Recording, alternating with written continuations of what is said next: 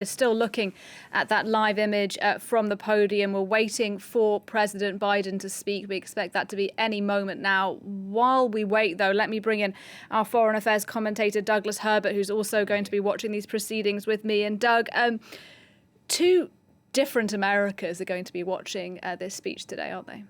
Two diametrically opposed Americas. Look, a lot of the Republican Party, led by Donald Trump, has essentially spent the last 365 days since this insurrection, which was a near miss on basically subverting America's electoral process. They've spent the last 365 days going through various phases. First of anger and in denial. And now there's a phase of rewriting that history, trying to whitewash that history. This may be an insurrection in many ways that is the most videoed, the most audio of almost any insurrection, if not any other insurrection in history. That is, there are literally hundreds, if not thousands of hours of video documentation of what is armed protesters crashing into the Capitol, the seat of American democracy, and proceeding to smash things up, literally, and to move through that Capitol, often at great speed, and to really put in immediate jeopardy the lives of a lot of the lawmakers who are cowering in many cases in their offices, some taken to safety.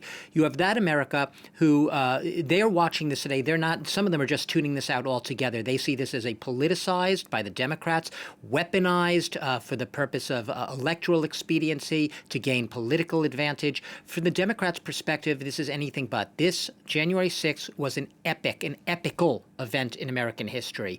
It was a near miss, as I said, with subverting America's electoral process. That is stopping in its cold tracks the certification of Joe Biden's victory as president.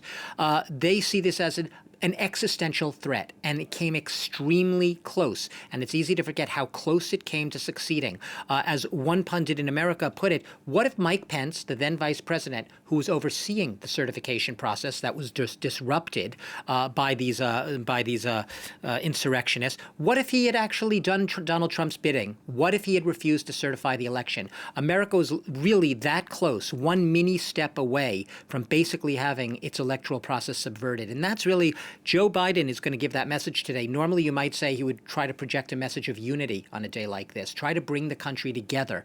But like I said, this country is so divided. The message he's going to be giving is really a shot across the bow about how divided the country is and the dangers the country faces unless it owns up to the facts of that day. What really happened? That is a work in progress. January 6th, 1 year later, is still an open wound, a trauma, and it is a trauma that is not just still being addressed, but whose lessons may lie ahead in the near future with real consequences on the upcoming elections, midterms, and beyond. You call it a trauma in a divided nation, Doug.